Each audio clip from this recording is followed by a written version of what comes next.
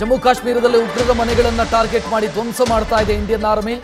ಇದರ ಬೆನ್ನಿಗೆ ಪ್ರತಿದಾಳಿ ನಡೆಸೋದಕ್ಕೆ ಉಗ್ರರು ಕೂಡ ಸಂಚು ರೂಪಿಸ್ತಾ ಇದ್ದಾರೆ. ಈ ಬೆನ್ನಲ್ಲೇ ಜಮ್ಮುವಿನ 87 ಪ್ರವಾಸಿ ಸ್ಥಳಗಳಲ್ಲಿ 48 ತಾಣಗಳು ಬಂದಾಗಿದೆ.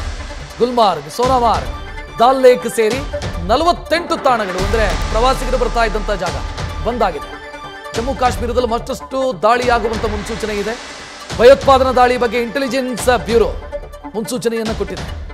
ಪಹಲ್ಗಾಮ್ ದಾಳಿ ಬಳಿಕ ಉಗ್ರರ ಸ್ಲೀಪರ್ ಸೆಲ್ಸ್ ಮತ್ತಷ್ಟು ಸಕ್ರಿಯವಾಗಿದೆ ಅನ್ನುವಂಥ ಮಾಹಿತಿ ಮಿಲಿಟರಿ ಇಂಟೆಲಿಜೆನ್ಸ್ ಇಂದ ಲಭ್ಯ ಆಗ್ತಾ ಇರೋದು. ಕಾಶ್ಮೀರದಲ್ಲಿ ಸ್ಪೆಷಲ್ ಆಪರೇಷನ್ ಗ್ರೂಪ್ ಯೋಧರನ್ನ ಕೂಡ ನಿಯೋಜನೆ ಮಾಡಲಾಗಿದೆ. ಅಂದರೆ ಸಂಭವನೀಯ ಉಗ್ರ ದಾಳಿಯನ್ನ ತಡೆಯೋದಕ್ಕೋಸ್ಕರ ಬೇಕಾದಂಥ ಸಿದ್ಧತೆಗಳನ್ನ ಸದ್ಯ ಕಾಶ್ಮೀರದಲ್ಲಿ ಮಾಡಿಕೊಳ್ಳಲಾಗ್ತಾ ಇದೆ. ಹೆಚ್ಚಿನ ಡೀಟೇಲ್ ನೀಡೋದಕ್ಕೆ ಚಂದ್ರಮೋಹನ್ ರೆಡಿ ಇದ್ದಾರೆ. ಚಂದ್ರಮೋಹನ್, ಸದ್ಯ ಕಾಶ್ಮೀರದ ಪರಿಸ್ಥಿತಿ ಹೆಂಗಿದೆ, ಏನಾಗ್ತಾ ಇದೆ?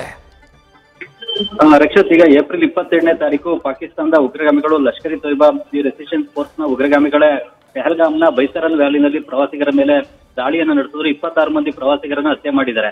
ಈ ಹತ್ಯೆ ಮಾಡಿದ ಬಳಿಕ ಭಾರತದ ಭದ್ರತಾ ಪಡೆಗಳು ಈ ಭಯೋತ್ಪಾದಕರಿಗೆ ಮತ್ತು ಅವರಿಗೆ ಆಶ್ರಯ, ಬೆಂಬಲ, ಲಾಜಿಸ್ಟಿಕಲ್ ಸಪೋರ್ಟ್ ಅನ್ನು ಕೊಟ್ಟಂತಹ ಸ್ಥಳೀಯ ಜನರುಗಳು ಮತ್ತು ಸ್ಥಳೀಯ ಉಗ್ರಗಾಮಿಗಳನ್ನ ಗುರಿಯಾಗಿಸಿಕೊಂಡು ಅವರ ಮನೆಗಳನ್ನು ಕೂಡ ಧ್ವಂಸ ಮಾಡಿದ್ದಾರೆ.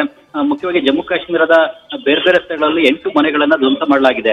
ಇವರಲ್ಲಿ ಕೆಲವರು ಈಗಾಗಲೇ ಉಗ್ರಗಾಮಿ ಚಟುವಟಿಕೆಯಲ್ಲಿ ಭಾಗಿಯಾಗಿರೋರು, ಕೆಲವರು ಉಗ್ರಗಾಮಿಗಳಿಗೆ ನೆರವನ್ನ ನೀಡಿದಂತವ್ರು. ಈಗ ಬೈಸರನ್ ವ್ಯಾಲಿನಲ್ಲಿ ದಾಳಿ ನಡೆಸಿದಂತವರಲ್ಲಿ 2-3 ಸ್ಥಳೀಯ ಉಗ್ರಗಾಮಿಗಳು ಕೂಡ ಭಾಗಿಯಾಗಿದ್ರು. ಹೀಗಾಗಿ ಅವರ ಮನೆಗಳನ್ನು ಕೂಡ ಗುರಿಯಾಗಿಸಿಕೊಂಡೇ ಮನೆಯನ್ನ ಸಂಪೂರ್ಣವಾಗಿ ಧ್ವಂಸ ಮಾಡಲಾಗಿದೆ.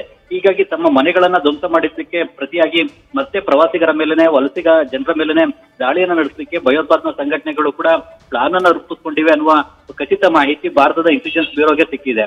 ಈ ಮಾಹಿತಿಯನ್ನ ಈಗ ಭಾರತದ ಭದ್ರತಾ ಪಡೆಗಳಿಗೆ ನೀಡಲಾಗಿದೆ. ಹೀಗಾಗಿ ಪ್ರವಾಸಿಗರು ಎಲ್ಲೆಲ್ಲಿ ಬರ್ತಾರೆ, ಎಲ್ಲಿ ಭದ್ರತೆಯ ಕೊರತೆ ಇದೆ ಅನ್ನೋದನ್ನ ಈಗ ಐಡೆಂಟಿಫೈ ಮಾಡಿ ಭದ್ರತೆಯ ಕೊರತೆ ಇರತಕ್ಕಂತಹ 42 ಸ್ಥಳಗಳಲ್ಲಿ ಈಗ ಭಾರತ ಆ ಒಂದು ಪ್ರವಾಸಿ ತಾಣಗಳನ್ನ ಬಂದ್ ಮಾಡುವಂತ ತೀರ್ಮಾನವನ್ನ ತೆಗೆದುಕೊಂಡಿದೆ. ಮುಖ್ಯವಾಗಿ ಜಮ್ಮು ಕಾಶ್ಮೀರದಲ್ಲಿ 87 ಪ್ರವಾಸಿ ತಾಣಗಳಿವೆ. ಇವುಗಳ ಪೈಕಿ ಈಗ 42ರಿಂದ 47 ಪ್ರವಾಸಿ ತಾಣಗಳನ್ನ ತಾತ್ಕಾಲಿಕವಾಗಿ ಬಂದ್ ಮಾಡುವ ತೀರ್ಮಾನವನ್ನ ಭಾರತ ತೆಗೆದುಕೊಂಡಿದೆ. ಯಾಕಂದ್ರೆ ಇಲ್ಲಿ ಹೆಚ್ಚಿನ ಭದ್ರತೆಯನ್ನು ಒದಗಿಸಬೇಕು. ಭದ್ರತೆಯ ಕೊರತೆಯ ಕಾರಣಕ್ಕಾಗಿ ಪ್ರವಾಸಿಗರ ಮೇಲೆ ದಾಳಿಗಳಾಗ್ಬೋದು, ಅವ್ರನ್ನ ಹತ್ಯೆ ಮಾಡ್ಬೋದು. ಆ ಕಾರಣಕ್ಕಾಗಿ ಅದನ್ನ ತಪ್ಪಿಸ್ಬೇಕು ಅಂದ್ರೆ ಒಂದು ತಾಣಗಳನ್ನೇ ಬಂದ್ ಮಾಡಬೇಕು ಅನ್ನೋ ಒಂದು ಕಾರಣಕ್ಕಾಗಿನೇ ಈಗ ಬಂದ್ ಮಾಡುವಂತ ತೀರ್ಮಾನವನ್ನ ತೆಗೆದುಕೊಂಡಿದೆ.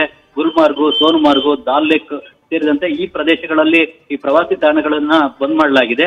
ಇಲ್ಲಿಗೆ ಪ್ರವಾಸಿಗರನ್ನ ಬಿಡೋದಿಲ್ಲ. ಇದು ತಾತ್ಕಾಲಿಕವಾದಂತ ಕ್ರಮ.